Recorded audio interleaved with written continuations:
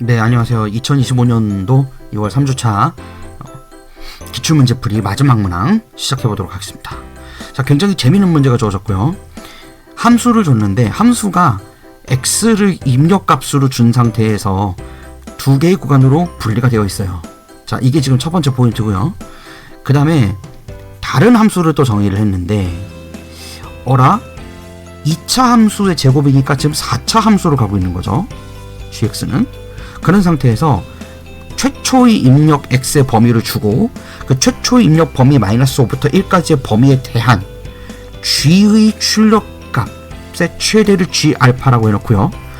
그때 이 x가 알파에서 최대값을 갖는다라고 해놓고 이제 x의 값과 그 gx의 최대값을 구하라고 하고 있는 거예요. 조립을 해본다면 우리가 이제 개념서에서 많이 보는 형태 중에 하나인데 치환을 통해서 함수를 잠깐 빌러 표현해놓고 범위를 다시 구해서 푸는 거 있죠. 쉽게 말하면 내한의 함수, 그 얘기하는 거예요. 내한의 함수. 그러니까 함수가 4차처럼 주어져 있는데 간단하게 예를 들자면 x제곱 플러스 2x를 공통 부분으로 가져가는 어떤 함수가 있는 거예요. 이렇게. 그렇게 되면 이 녀석의 거를 뭐 예를 들어서 gx라고 많이 했다. 그랬으면 이 gx의 최대값을 구하라고 할 때 어떻게 우리가 접근을 했었죠?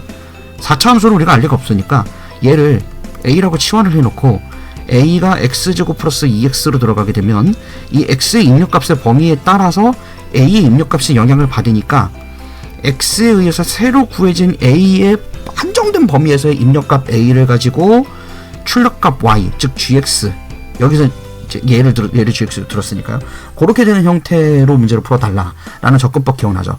근데 이 문제에서는 좀 특이하게도 그 입력값을 두 개의 함수가 결합되어 있는 형태로 줬고요. 서로 다른 함수가 서로 다른 범위에 들어가 있어요. 그리고 입력값을 한정 지어놓고 풀고 있는데 이 입력값에 의해서 결정지어지는 fx의 범위 안에서의 최대 최소를 따지는 것이 아니라 여전히 최초 입력값인 x를 기준으로 gx의 최대값을 구하라고 하고 있는 거예요. 그러니까 좀 조심해야 돼요. 생각할 게 좀 많고요. 자, 일단 지금 상황들을 좀 정리를 해보면 우리가 x를 최초 입력값으로 가지고 있는데 자, 여기서 fx라는 또 다른 입력값을 z로 갖는다고 하겠습니다. 자, 그러니까 지금 z는 fx라고 식을 세운 거예요. 입력이 x고요. 출력이 z예요. 그런 상황에서 여기다 더해서 이번에는 이 fx를 입력으로 가져가는, 즉 z를 입력으로 가져가는데 출력이 gx가 되는 이 출력값을 y라고 해볼게요.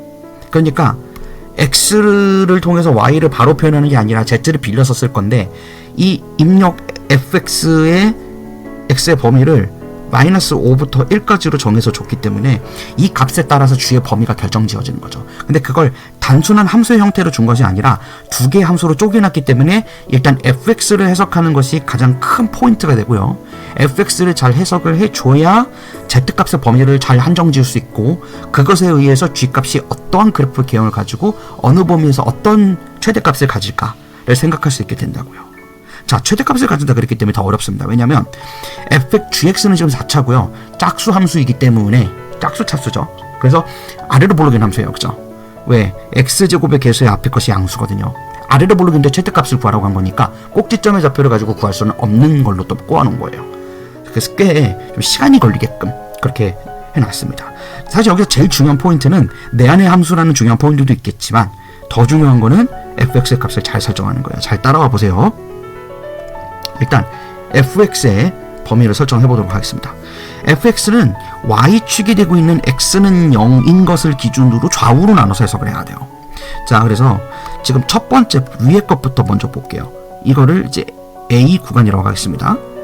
그러면 a 구간이 어떻게 설정되는지 잘 봐야 될 것 같은데 a 구간은 지금 x제곱 플러스 4x 플러스 3으로 구성되어 있어요. 그죠? 그리고 0이 포함 안 돼 있죠? 그 부분을 조심해야 돼요. 그래서 A 구간에서는 일단 x 플러스 1과 x 플러스 3 이 두 개로 인수분해가 되는 거죠.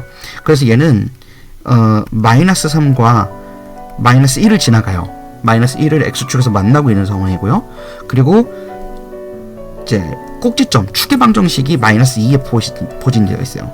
여기다 마이너스 1을 대입해 보면 마이너스 1 곱하기 1이죠. 아, 그러니까 마이너스 1을 지나가는구나 라는 걸 할 수 있어요. 그래서 함수가 대략 뭐 여기쯤 있겠네요. 여기를 마이너스 1로 잡으면. 그래서 얘는 0일 때는 어딜 지나가죠? y좌편이 3이죠. 자, 이 포인트가 중요할 것 같아요. 왜냐하면 얘는 이 3을 지나가진 않으니까 벙 뚫어놔야 돼요. 이렇게. 자, 그래놓은 상태에서 함수가 이런 식으로 그려질 겁니다. 그죠? 동의하죠? 요렇게 되는 이차 함수인 거예요. 자, 근데 음수까지만 돼요. 그것도 0은 포함 안 돼요. 자, 그 다음에 B구간을 보겠습니다. 이번엔.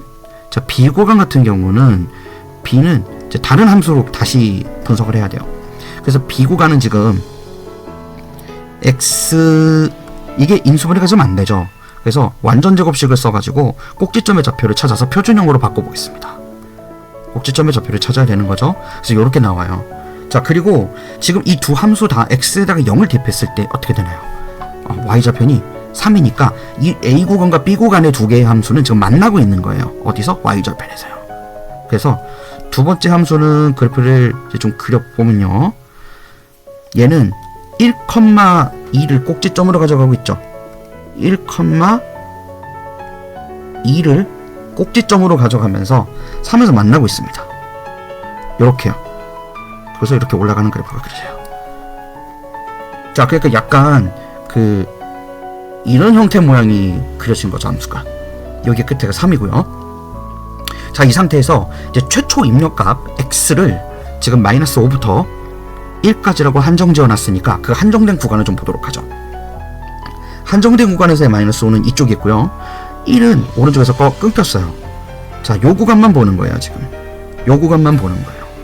자, 이때 마이너스 5에서의 값은 A 구간에서 찾아야 되는 거죠. 그래서 마이너스 5가 될 때 이 지점을 찾아보면요.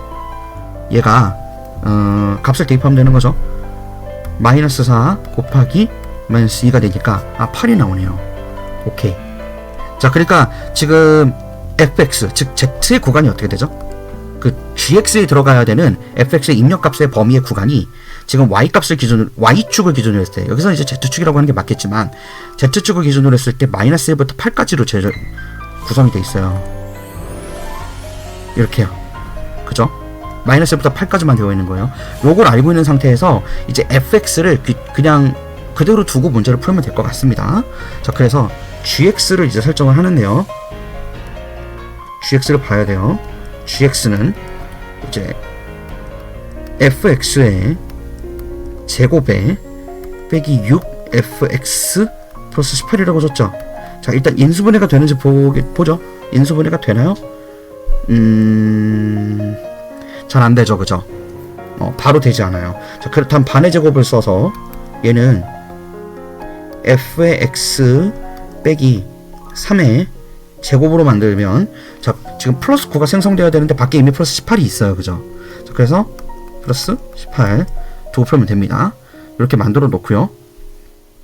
자, 그런 다음에 여기에서 플러스 9가 되겠죠. 여기 이렇게 만들어 놓고 얘는 3,9를 꼭지점으로 하는 좌표를 가져가고 있는 거예요.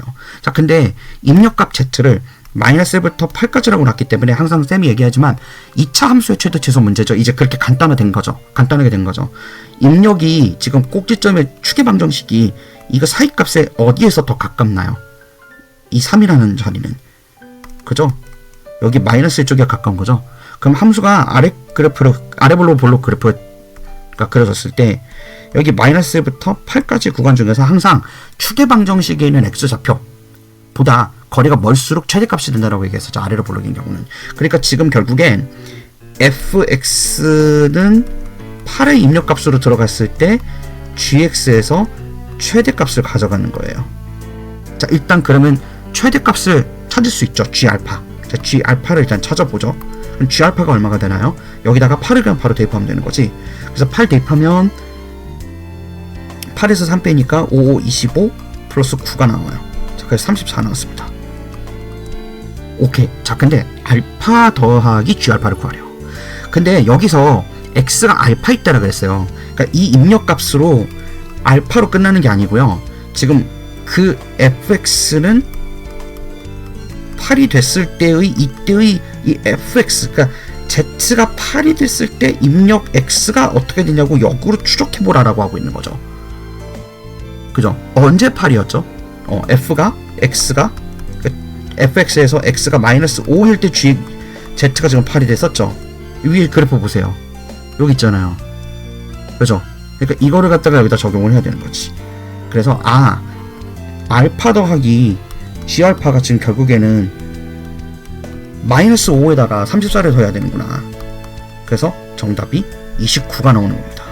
굉장히 좀 까다로운 문제예요. 왜냐면 한 번으로 끝나는 것도 아니고요. 이 값을 구해놓은 다음에는 지금 입력값을 fx의 z값으로 그냥 8로 그냥 끝내서 34로 끝나는 게 아니고 그 녀석이 최초에 구해졌을 때의 최초 입력값 x의 범위, x의 값 마이너스 5였던 것까지 찾아서 지금 문제를 풀어달라는 겁니다.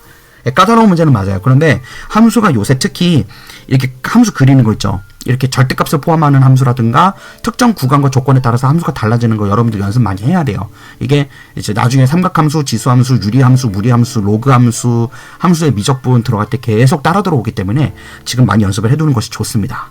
네, 여기까지 하겠습니다.